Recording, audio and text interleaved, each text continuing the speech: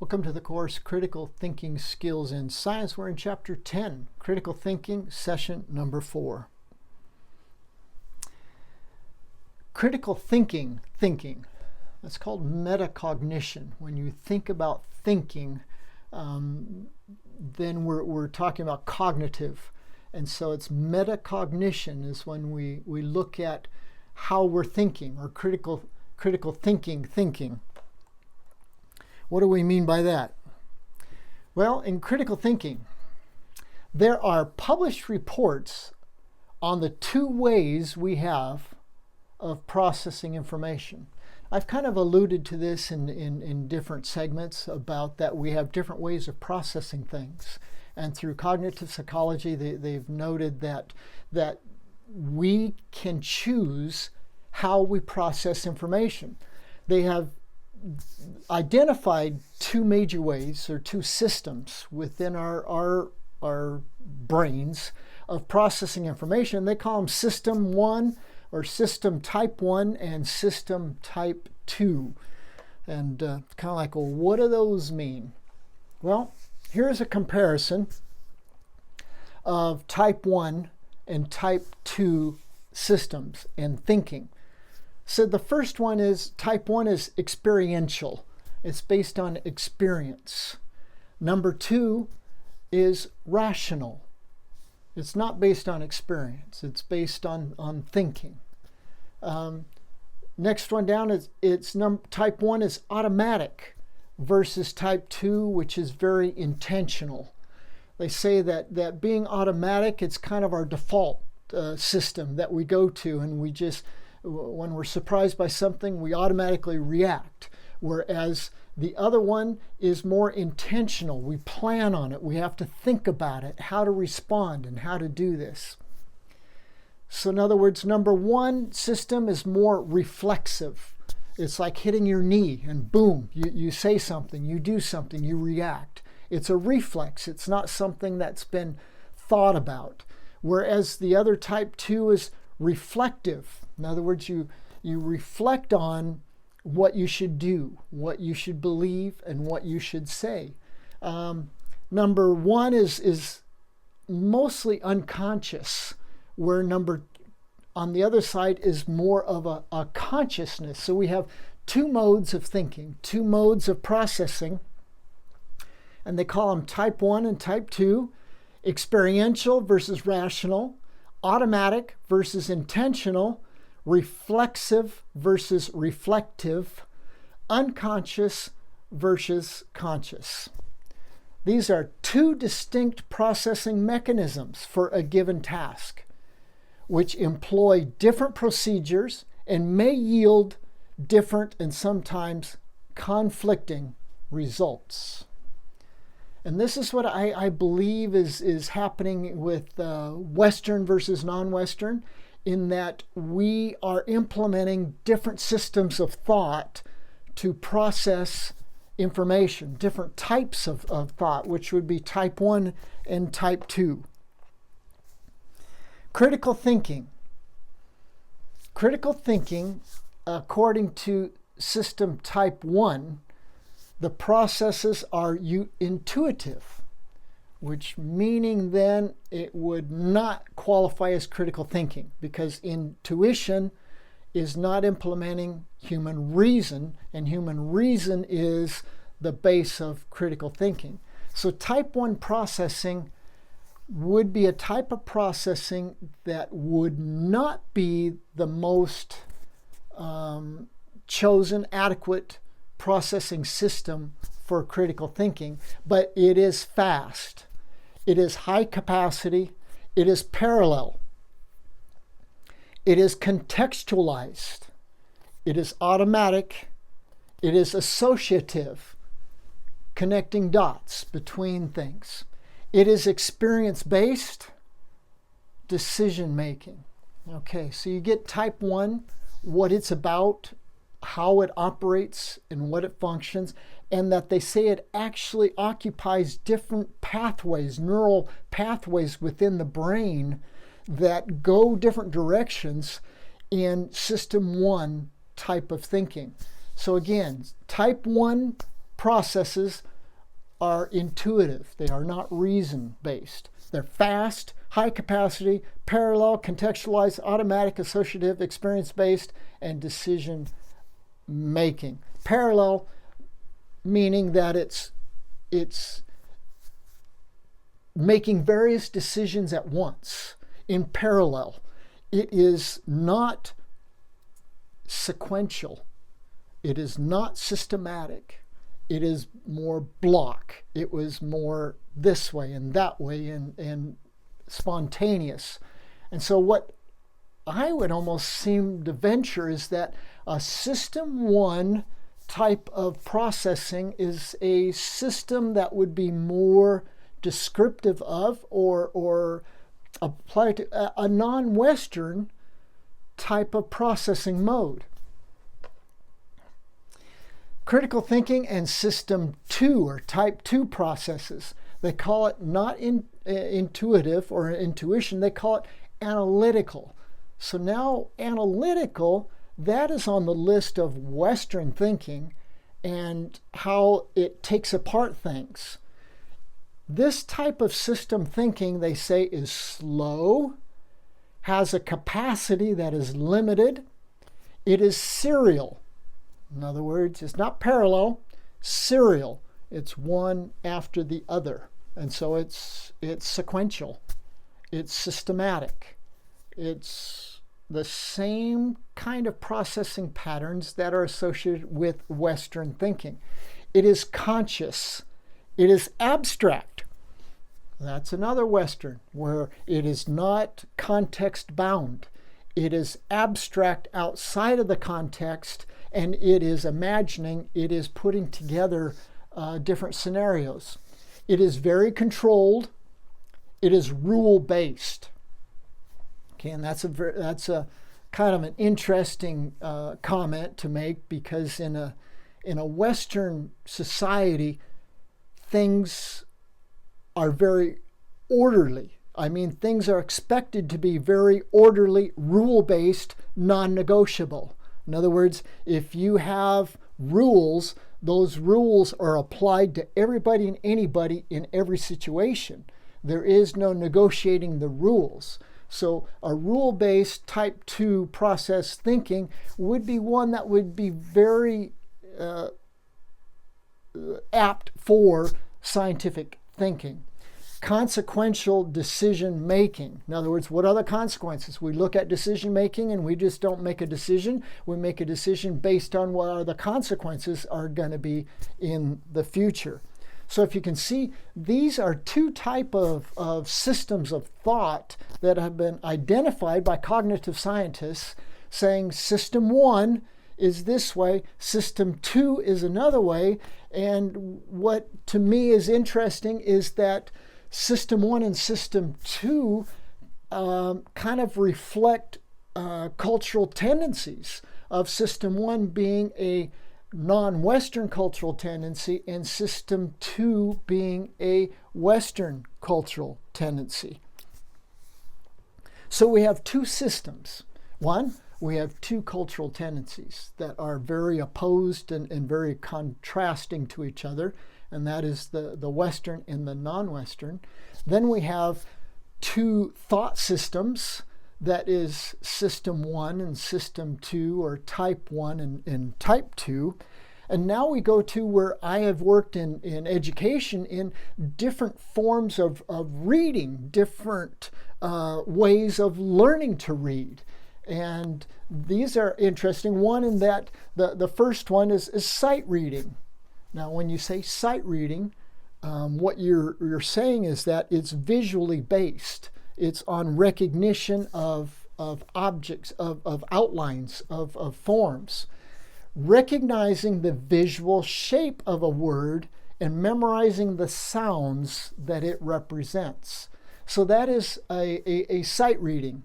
A sight reading is a reading that is visually based, and it looks for recognition of form and how the forms then are related to sounds. And that is how some people have been taught to read, is through what's called sight reading. The other is called phonetic reading. which teaches teaches students the correlating sounds with letters or groups of letters in an alphabetic writing system. It's auditory based. So in other words, phonetic reading is identifying and breaking down, analyzing the words, breaking them down into constituent parts and syllables, and identifying how to make that sound by those letters, and then putting together those that to form a phoneme or a unit of sound. So phonetic reading versus sight reading. Sight reading obviously is based on visual, and phonetic reading is based on auditory. And that's what I've said before, is that the Western school system is based on auditory processing. And to work within auditory processing, most students are taught at an early age reading through phonetics. And so in other words, everything is sound-based. And a lot of the games that we played in grammar school and that were sound-based. We're listening to commands and doing red light, green light, or Simon Says, or all of these things were auditory commands that then demanded a physical reaction, response. And so what those games were doing was reinforcing the auditory processing mode of hearing and responding. The sight reading has been in different schools at different times, and it was interesting because I realized that most of my students in South America were sight readers, and that would make sense because I think our default system is system 1, and that is built on sight, on visual. And system 2 is auditory, which is more work. You have to train the brain to work in this mode. And different schools, if they have the time or do not have the resources, will choose a system that they are able to teach, and that is easier to teach within the cultural context. So most of my students were sight readers, and they would need time to visually recognize the form of the word and associate a sound to it. And if they hadn't seen it before, it just kind of stopped. They did not have the toolkit to decipher, analyze, and phonetically sound out the word to see if they had heard the word before and knew what it meant. So here we have two ways of reading, which is fascinating because we're going over the two systems of thought, how to process, and I believe that each way of reading here is associated with one or the other system of thought. And I think sight reading, recognizing the visual shape, is a system 1 system of learning to read, and that phonetic reading is what would go along with intentional, limited resources, and difficult to capture would be phonetic reading. Now, there have been different strategies within the academic world of how to improve the students' reading comprehension, because that is very important in comprehension, is reading and reading with comprehension. And in some schools, they teach speed reading. And one of the strategies to speed read, one is visually, is to follow your finger but do it visually and very quickly so that you're not deciphering each word or breaking it down into auditory syllables, but you're looking at blocks and recognizing different sight blocks. But what they also teach is to eliminate the voice within your mind, within your head, so that when you're reading, silence that voice and you can read a lot quicker. Well, what many have found out is that that voice is the voice of phonetics, is voice within your head that is processing the information, and if you silence that processor, you're silencing the phonetic, the auditory processing of information. So is that helpful? I would say it is not. It is not helpful. That we can use sight reading, but we also need phonetic reading. We can use speed reading, but we need to listen to the voice. We need to be able to hear. We need to be able to process that information. An interesting discovery happened 100 and some years ago, which was the Rosetta Stone. And the Rosetta Stone was a stone that was a fragment, but it had 3 different languages. And what they were supposing was that the languages were parallel to each other, and that what it said in this language is what it would say in this language, is what it would mean in this language. And so it had 3 different languages. One of the languages was a hieroglyphics, an Egyptian hieroglyphics.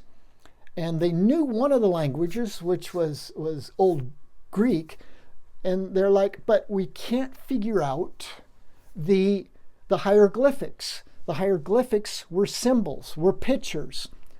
And the problem is that they were looking at the symbols as visuals. When someone else came along and said, what if those visuals are sounds, are phonetics, and that we need to piece the phonetics together? So that was what happened in the Rosetta Stone. Champollion confirmed the hypothesis that Egyptian hieroglyphics indicated phonetic sounds. So learning to read today, whether it be through the sight method or through the phonetics method, is not a new concept, in that the Egyptians were phonetic readers and writers using their hieroglyphics. But if you looked at their hieroglyphics and just saw a picture and you tried to decipher it as a picture representing a concept, that is not what the Egyptians used their language for. Their pictures represented sounds.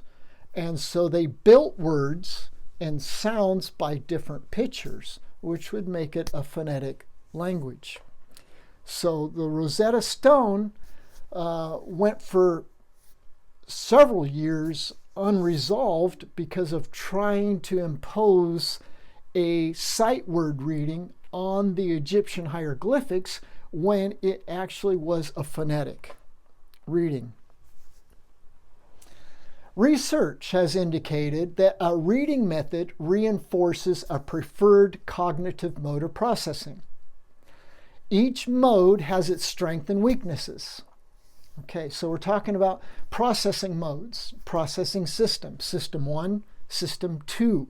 System 1 is automatic. System 1 is quick and fast, but it's contextual. It's based on experience.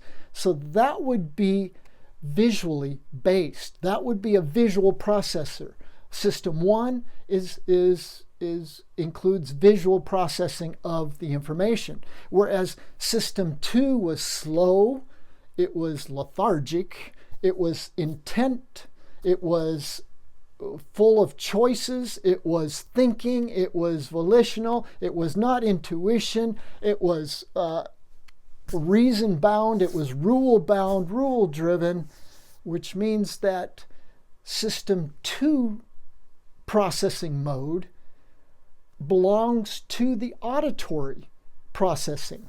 Those two go together, and they each have their strengths and weaknesses. It's just that Western education was built off the auditory mode of processing. So if we're talking about critical thinking, again, we're talking about reason. Reason is based off of System 2, which is based off auditory processing. So if we're trying to implement critical thinking, we need to be able to implement system 2 processing. Critical thinking have been built to work with Western education that was built on Western philosophy. And to be successful in this system, one must master Western cultural tendencies. So I think that is the gap in learning, the gap in achievement.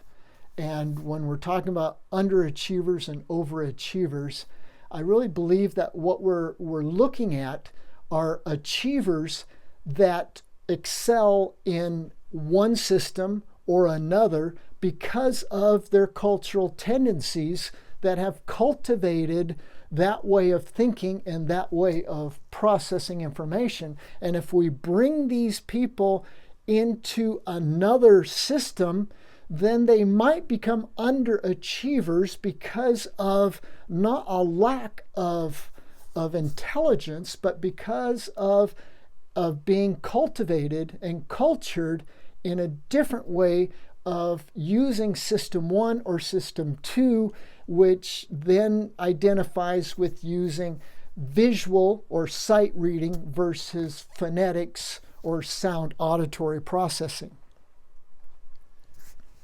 Critical thinking. One cannot just learn critical thinking skills. They must also take on the attitudes and dispositions of the Western culture. So again, if we're going to try to bring all the students up from underachievement to overachievers or achievers, but we're expecting them to do it within a Western cultural system of critical thinking, which relies on rational thinking, which is different than intuition or external authority or empiricism, then we need to be training those same students to process within that reason mode. Dr. Win Aung, a consultant with 30 years experience of working in education in Burma. This is his comment. He says the change in education needs to be a culturally sensitive one. A culturally sensitive one. So in other words, what he is advocating is that yes, there needs to be change, but the change is not to the culture. The change is to what is being taught within that culture. Needs to be a culturally sensitive one. A reconnection with the Buddhist tradition of critical thinking, which circumstance and history disrupted. So in other words, this is a academic professor that is saying that yes, we need to make changes, but the changes need to be culturally sensitive. So in other words, we're not here to implement a system that requires a different culture to process it. We're here to implement something that respects and reflects our own culture. And with the Buddhist tradition of critical thinking, does the West recognize critical thinking from the Buddhist tradition? The answer would be, I don't think so. Because critical thinking, according to the Western tradition, is doing away with tradition, religion, authority.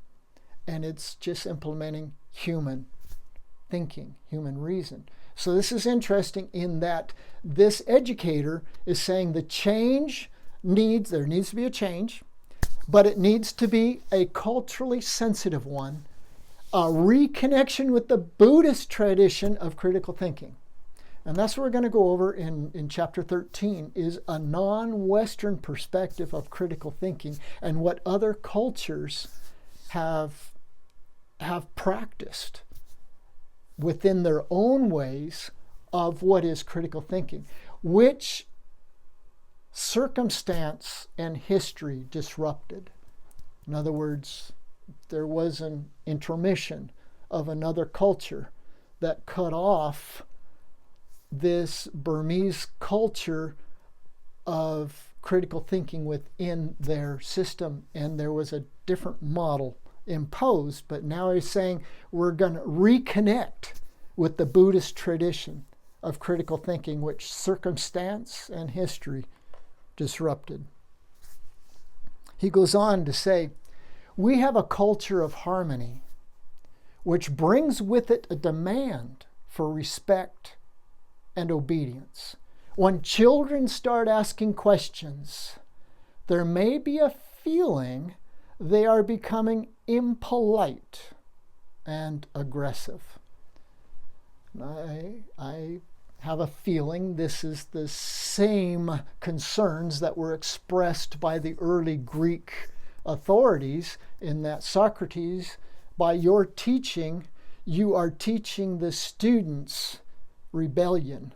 You are corrupting the students. You are not following the cultural norms of the day, and that you are introducing new divinities.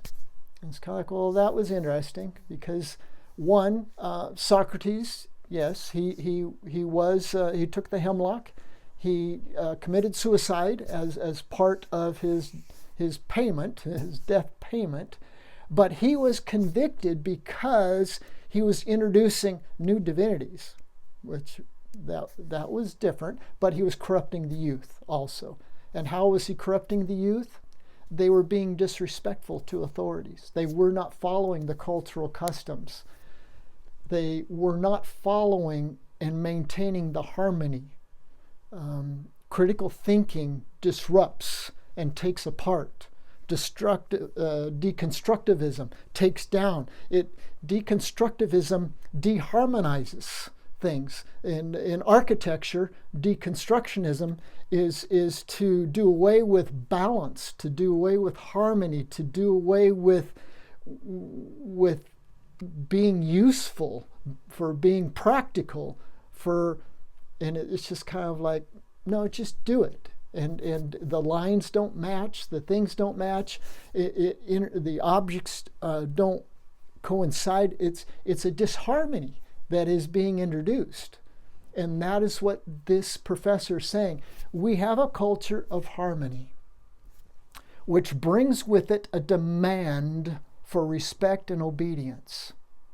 When children start asking questions, there may be a feeling that they are becoming impolite and aggressive. These people can read history. They have read history. They know who Socrates is, and they know what Socrates did to that culture. And they're saying, no, we want to respect and preserve and to conserve our culture. Critical Thinking, Chapter 10, Session 4. We have one more session to go, Session 5, and then we wrap it up. But just hope that you're getting an idea here of what is going on, and that we aren't talking just about academics or intelligence. We're talking about choosing your system of science. We're talking about choosing your source of reliable knowledge. We're talking about choosing and developing dispositions that are countercultural in many ways. And that critical thinking is not just an objective to do, or something that we should get the students to achieve because they can think. But critical thinking follows a format, and a format follows a culture that has cultivated it, those expectations. And when we're talking about critical thinking, and we're talking Western, we're talking about a type of disposition that would go against many cultural norms, as it did in the very beginning within the Greek culture. Thanks again. We're Tim and Holly. Those are the addresses if you'd like to communicate with us. And hope to see you in the last session, number 5, wrapping up on critical thinking. Thank you.